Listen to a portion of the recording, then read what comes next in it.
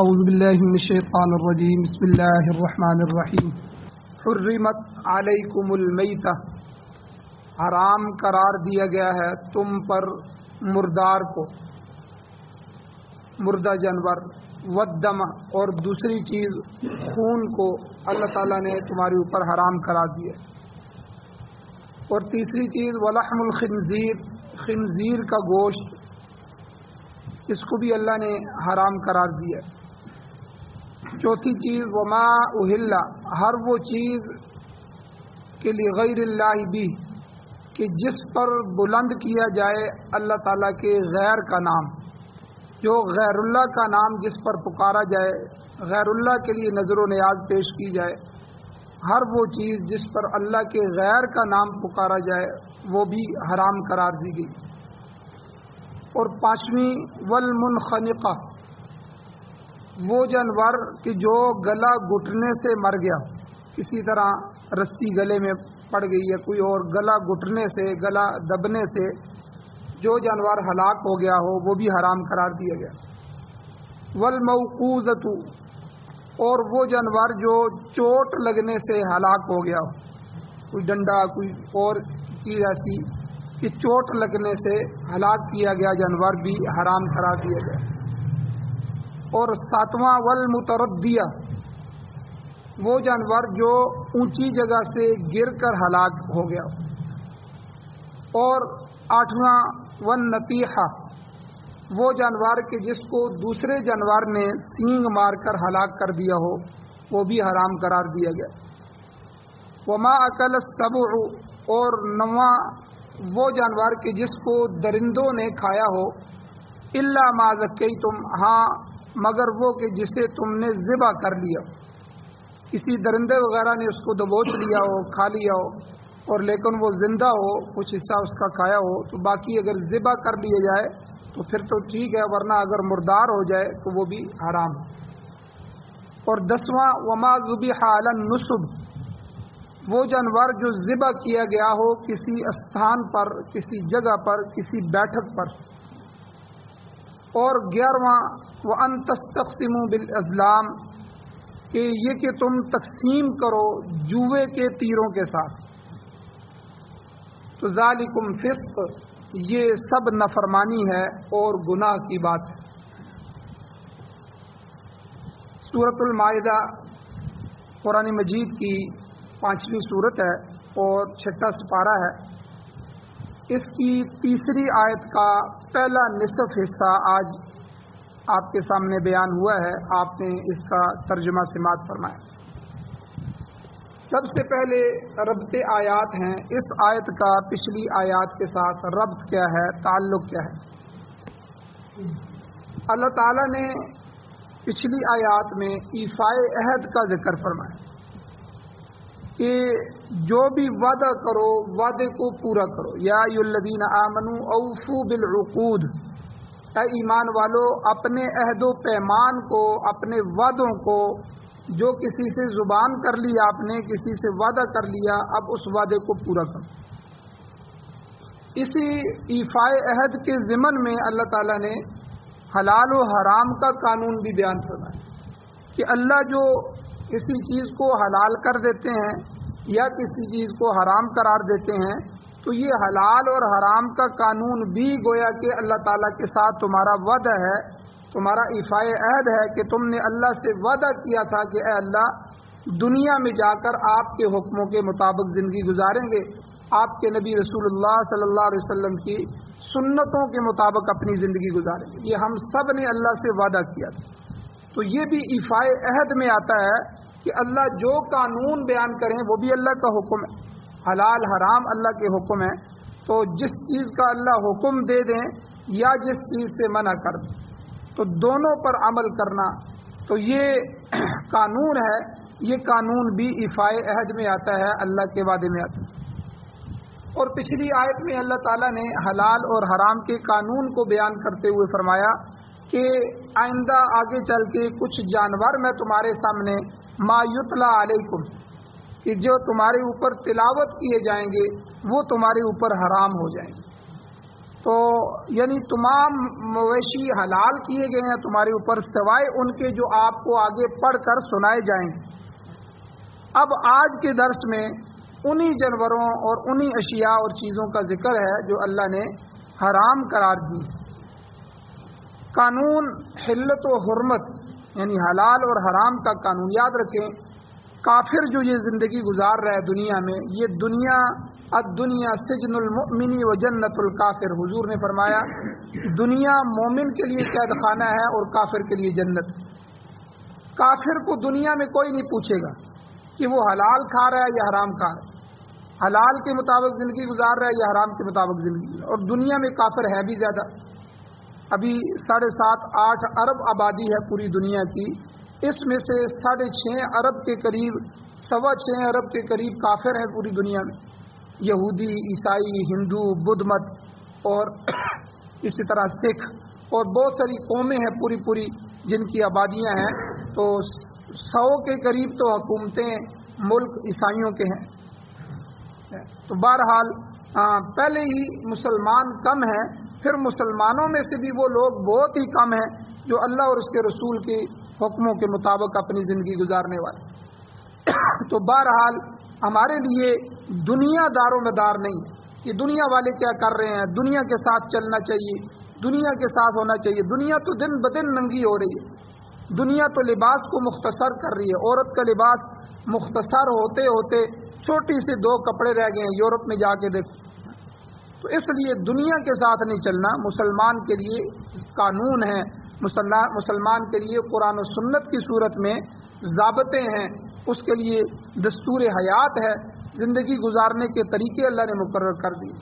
اور یہی ہمارا موت تک کا امتحان ہے کہ ہم اللہ اور اس کے رسول کی حکموں کے مطابق زندگی گزار کے اللہ کے پاس پہنچتے ہیں یا نہیں پہنچتے، یا دنیا اور غیروں کے طریقوں پر زندگی گزارتے۔ تو اس لیے یہ جو قانون ہے حلت و حرمت کا، اس کو انسانی زندگی کے ساتھ بڑا گہرا تعلق۔ انسانی ترقی کے لیے اس قانون پر عمل درآمد نہایت ضروری۔ آپ دیکھیں جس ملک میں ہم رہتے ہیں اس ملک کے بھی کچھ قانون ہوتے ہیں، اور وہ قانون اس دنیا کی زندگی کو چلانے کے لیے بنائے جاتے ہیں کہ ٹریفک کے قانون ہیں، گاڑی ادھر سے موڑنی ہے، ادھر سے نہیں موڑنی، یو ٹرن سے یو ٹرن لینا ہے، اشارہ لگانا ہے، فلاں کرنا ہے، فلاں کرنا ہے۔ یہ جتنی بھی چیزیں تاکہ حادثے نہ ہوں، ٹھیک ہے، غلط کراسنگ نہ ہو، ٹھیک ہے، قیمتی جانیں ضائع نہ ہو جائیں، قیمتی اشیاء اور گاڑیاں ہلاک نہ ہو جائیں۔ تو یہ سارے کے سارے قوانین اسی لیے بنائے جاتے ہیں تاکہ بندے کی حفاظت ہو، ملکی قوانین جو ہے۔ تو اسی طرح یہ جو حلال حرام کے قوانین ہیں، اللہ کی جائز ناجائز جو قرآن سنت میں بیان کیے گئے ہیں، یہ سب قوانین مسلمان کی زندگی کو گزارنے کے لیے اللہ تعالیٰ نے بنائے ہیں۔ تو اس لیے انسان ترقی اس وقت کرے گا جب ان قانون پر عمل کرے گا، کیونکہ انسان قانون کا پابند ہوتا ہے اور یہی پابندی اس کے لیے ترقی کا زینہ ہے اور اس کے لیے کامیابی کا ذریعہ ہے۔ اس لیے جو آدمی خلاف قانون کی خلاف ورزی کرتا ہے، قرآن مجید میں اس کو اتباع ہوا کہا گیا، یعنی خواہشات کی زندگی گزار رہا ہے، اپنی خواہش، جو میرے جی میں آئے گا جی، میری مرضی ہے جی، میرا جسم میری مرضی۔ آپ نے نعرے سنے ہوں گے، بعض وہ فحش عورتوں کو جو ہے وہ مارچ کے اندر نکالا جاتا ہے جب عورتوں کے حقوق کا دن ہوتا ہے، تو جی ہمیں آزادی دی جائے۔ کس سے آزادی دی جائے؟ یعنی ہمیں کوئی پوچھنے والا نہ ہو، ہم لڑکیاں جہاں مرضی جائیں، جس کے ساتھ مرضی راتیں گزاریں، جو مرضی کریں، ہمیں کوئی پوچھنے والا نہیں۔ پھر جب شادی ہو جائے ہمیں شادی کے لیے مجبور نہ کیا جائے، ہم اسی طرح لیونگ میں کسی کے ساتھ رہ کے زندگی گزار لیں گے، فحاشی کی زندگی گزار لیں گے۔ یعنی وہی یورپ کے طرز کو عورت کی آزادی قرار دیا جا رہا ہے۔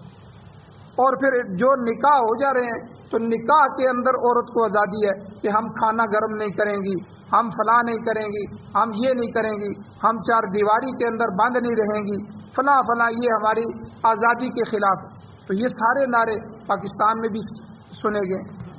تو اس لیے اللہ تعالیٰ نے یہ جو قانون بنائے ہیں، تو قانون کی خلاف ورزی کرنے والے، یہ خواہشات کی زندگی گزارنے والے، اللہ تعالیٰ نے قرآن مجید میں فرمایا افرأیت، اے میرے نبی کیا آپ نے نہیں دیکھا، من اتخذ الہہ ہوا، اس شخص کو جس نے اپنی خواہشات کو ہی خدا بنا لیا.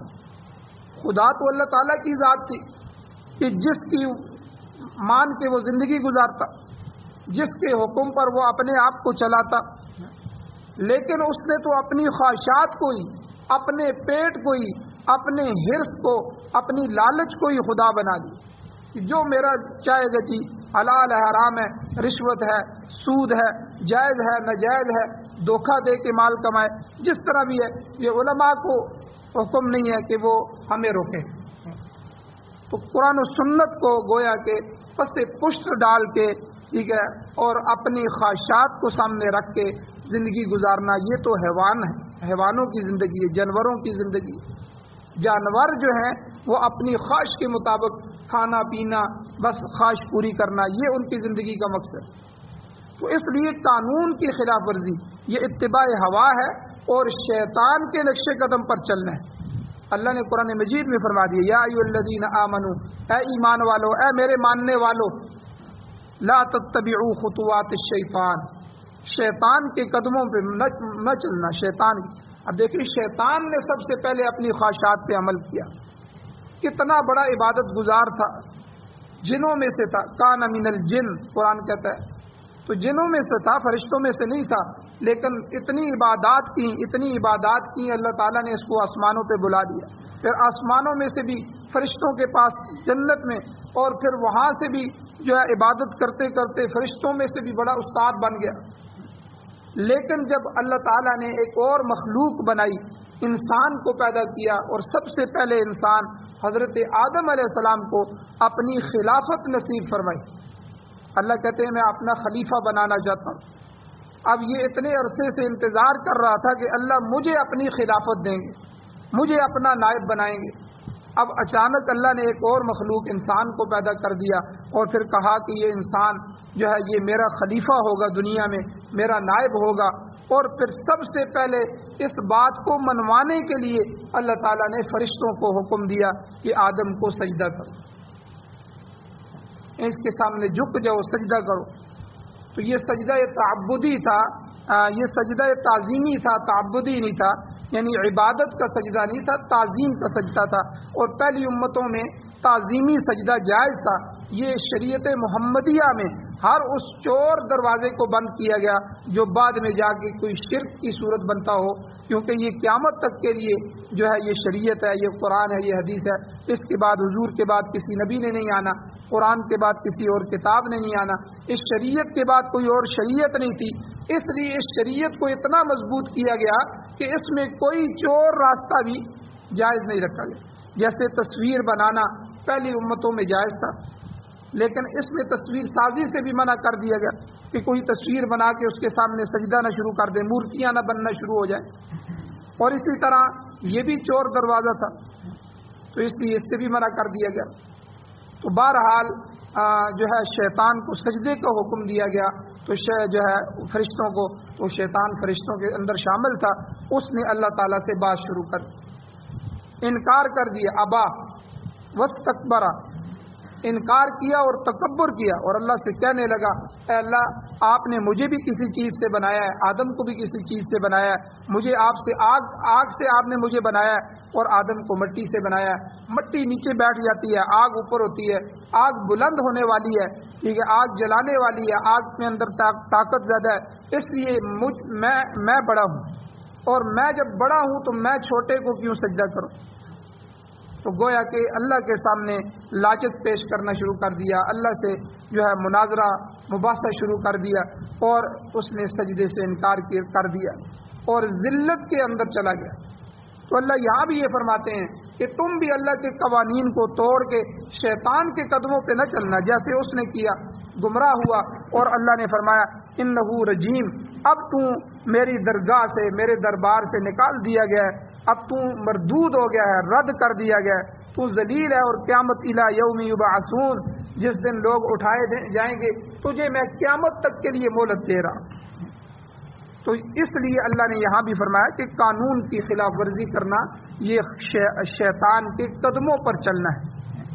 تو بہرحال یہ جو قانون ہے یہ اللہ تعالیٰ نے اس سے پہلے سورہ بقرہ میں بھی بیان فرمایا، حلال اور حرام کا، اس میں 2 3 4 چیزیں تھیں، یہاں 11 چیزیں اللہ تعالیٰ بیان فرما رہے ہیں کہ حرمت علیکم، جو یہ 11 چیزیں تمہارے اوپر حرام قرار دی گئی ہیں۔ انشاءاللہ اس میں سے ہر چیز کی تفصیل بھی آگے بیان ہو رہی ہے۔ اور اس کے بعد پھر اس صورت میں بھی آ گیا تذکرہ سورہ مائدہ میں، اس کے بعد سورہ انعام میں بھی، اور آگے سورہ نحل میں بھی، اور بعض دوسرے مواقع پر بھی جو چیزیں حرام قرار دی گئی ہیں اللہ تعالیٰ ان کو بھی بیان فرمائی۔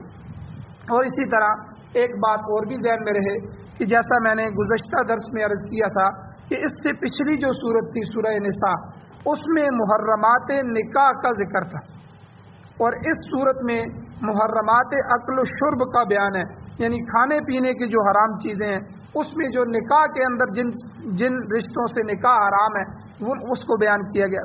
تو یہاں 2 چیزیں ہیں، ایک ہے انسان کا منہ اور ایک ہے انسان کی شرمگاہ۔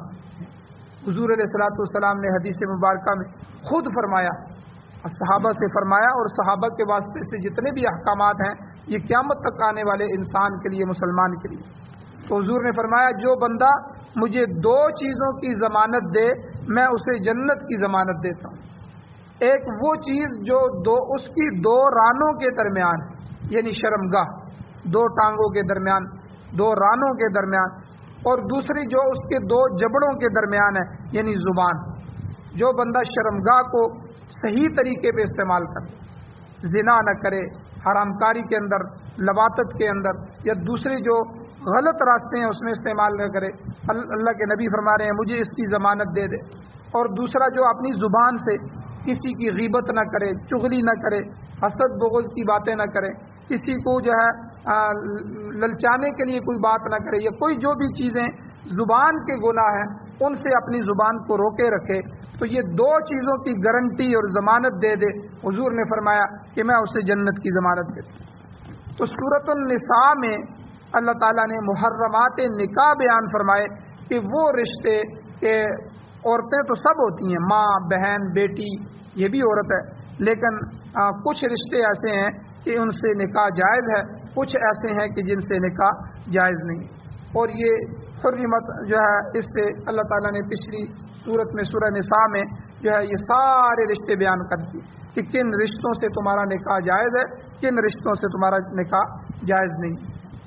اور اسی طرح یعنی یہ شرمگاہ کے مسائل بیان ہو گئے کہ اگر اللہ کے حکموں کو نہیں مانو گے اور اس کے بغیر تم دوسری جگہ جو ہے وہ اپنے غلط شرمگاہ کو استعمال کرو گے تو یہ اللہ کے ہاں تم غضب کا شکار ہو جاؤ گے۔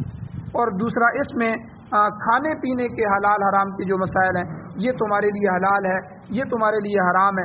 آپ دیکھیں جاپان اور چائنا بظاہر دنیا کے اعتبار سے کتنی ترقی کرنے والے ملک ہیں، بلکہ چائنا تو ہم سے بعد میں آزاد ہوا، لیکن آج دنیا کی جو ہے وہ سپر پاور طاقتوں میں، لیکن ان کے کھانے پینے کے لیے کوئی قانون نہیں۔ بندر بھی وہ کھا رہے ہیں، خنزیر بھی کھا رہے ہیں، اور سانپ اور بچھو اٹھاتے ہیں وہ بھی کھانا شروع کر دیتے ہیں، ہر چیز کھا، کتے ان کے بازار میں بک رہے ہوتے ہیں، گدھے کا گوشت بک رہا ہوتا ہے، ان کے لیے تو حلال حرام کا کوئی مسئلہ نہیں۔ یہ تو مسلمان کے لیے اللہ نے محرمات اکل و شرب کہ تم نے کھانا کیا ہے، تم نے پینا کیا ہے، کون سی چیز سے بچنا ہے، یہ کہ شراب تمہارے لیے حرام ہے، اور اسی طرح فلاں فلاں چیزیں حرام ہیں، کھانے پینے کے قانون اللہ نے بیان فرمائے۔ اب امام ابن کثیر رحمۃ اللہ علیہ اور دوسرے مفسرین اکرام بیان فرماتے ہیں کہ جن جن چیزوں کو اللہ تعالیٰ نے حرام قرار دیا ہے ان میں کوئی نہ کوئی ضرر، کوئی نہ کوئی خرابی، کوئی نہ کوئی نقصان ضرور موجود ہے، یا تو وہ انسانی جسم کے لیے مضر ہے، نقصان دہ ہے، یا انسانی روح کے لیے نقصان دہ۔ اور اس کے مقابلے میں جو چیزیں اللہ نے حلال قرار دی ہیں وہ یقیناً انسان کے لیے جسمانی طور پر بھی سود مند اور فائدہ مند ہے، اور روحانی طور پر بھی فائدہ مند۔ چنانچہ پہلی چیز اللہ تعالیٰ ارشاد فرماتے ہیں حرمت علیکم المیتہ، تم پر مردہ جانور حرام قرار دیا گیا۔ امام بیضاوی رحمۃ اللہ علیہ مفسر قرآن ہیں، فرماتے ہیں کہ شرعی طریقے سے ذبح کیے بغیر، جس طرح شریعت حکم دیتی ہے کہ جانور کو ذبح کرو، بسم اللہ اللہ اکبر کر کے ذبح کرو، اللہ کے لیے ذبح کرو، اللہ کے نام پہ ذبح کرو، اور جانور کی جو 4 رگیں ہوتی ہیں ان چاروں رگوں کو کاٹو، ٹھیک ہے. اور اس طرح یعنی یہ سارا شرعی طریقہ ہے ذبح. تو شرعی طریقے سے جو جانور ذبح نہیں کیا گیا تو وہ جانور ہلاک ہو جاتا ہے، وہ مردار ہو جاتا ہے.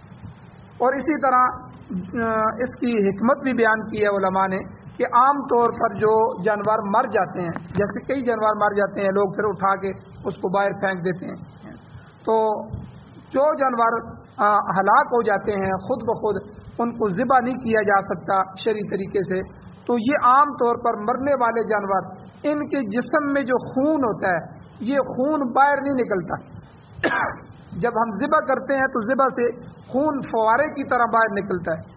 تو پورے جسم سے جانور حرکت کرتا ہے، اور جو ہے اس کی حرکت کی وجہ سے رگوں سے خون نکلتا رہتا ہے یہاں تک کہ جو ہے وہ آخری قطرے تک جو ہے اس کی رگوں سے چونکہ روح نکل رہی ہوتی ہے، ساتھ رگیں کھلی ہوتی ہیں، تو وہ سارا خون نکل جاتا ہے. یہ گندا خون ہوتا ہے جو جسم کے اندر ہوتا ہے. اور خون کو خود اللہ نے حرام کر دیا. دوسرے نمبر پر آگے آ رہا ہے مردار کے بعد. تو اس لیے یہ خون جب نکالا نہیں جائے گا، جانور ہلاک ہو جائے گا، مردار ہو جائے گا، تو یہ خون جسم میں جم جاتا ہے، رگوں کے اندر، گوشت کے اندر منجمد ہو جاتا ہے، جس کی وجہ سے جسم میں کئی قسم کے جراثیم پیدا ہو جاتے ہیں اور کئی قسم کی خرابیاں اور بیماریاں پیدا ہو جاتی ہیں جو انسانی جسم کے لیے ضرر رساں ہوتی ہیں، نقصان کا باعث ہوتی ہیں. لہذا اللہ تعالیٰ نے ہمارے اوپر رحم فرمایا کہ اللہ نے مردار کا گوشت کھانا یہ انسان کے لیے حرام قرار دیا.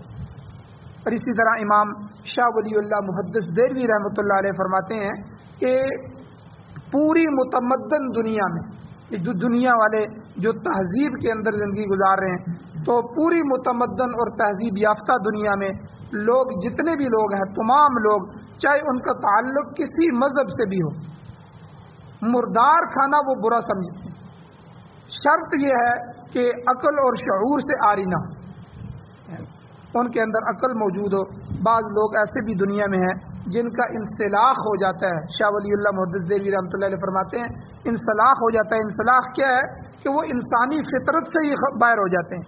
بعض چیزیں فطرتی طور پہ انسان کو بری لگتی ہیں، جیسے زنا ہے. زنا ایک فطرتی طور، کوئی انسان نہیں چاہتا کہ میری ماں بہن بیٹی کے ساتھ کوئی زنا کرے. ظاہر بات ہے جب میری ماں بہن بیٹی کے ساتھ نہیں کرے گا تو میں بھی کسی ماں بہن بیٹی کے ساتھ نہیں کروں گا. اسی طرح جھوٹ سے نفرت، کوئی انسان نہیں چاہتا کوئی آ کے میرے ساتھ جھوٹی بات کرے، غلط بیانی کرے، تو مجھے بھی نہیں کرنی چاہیے. تو یعنی بعض چیزیں ایسی ہوتی ہیں جو فطرت کے لحاظ سے بری ہوتی ہیں. اسلام نے ہماری فطرت کا لحاظ کرتے ہوئے بھی ان چیزوں کو ہمارے اوپر حرام قرار دیا ہے. دھوکہ، کسی کو غلط چیز بیچنا، میں نہیں پسند کرتا کہ مجھے کوئی غلط طریقے سے چیز بیچے تو مجھے بھی نہیں بیچنی چاہیے. تو یعنی یہ فطرتی چیزیں ہیں. تو شاہ ولی اللہ محدث دہلوی رحمۃ اللہ علیہ فرماتے ہیں پوری متمدن دنیا میں چاہے لوگ کسی بھی مسلک سے، کسی مذہب سے تعلق رکھنے والے ہوں، مردار کھانا وہ برا سمجھیں. ہاں اگر فطرت سے ہی گر جائے انسان، جیسے یورپ کے لوگ گر گئے ہیں، جو ہے وہ خنزیر بھی کھا رہے ہیں اور ماں بہن بیٹی کا امتیاز بھی وہاں ختم ہو گیا، شہوات کے اندر وہ اندھے ہو گئے ہیں.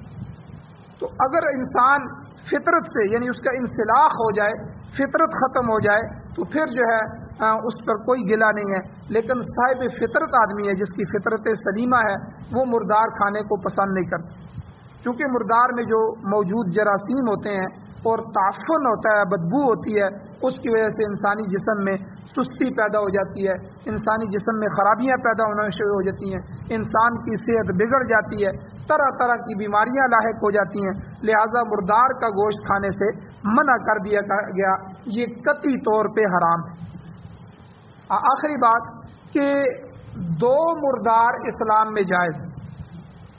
دو مردار جو مر جائیں تو ان کا گوشت جو ہے وہ جائز ہے.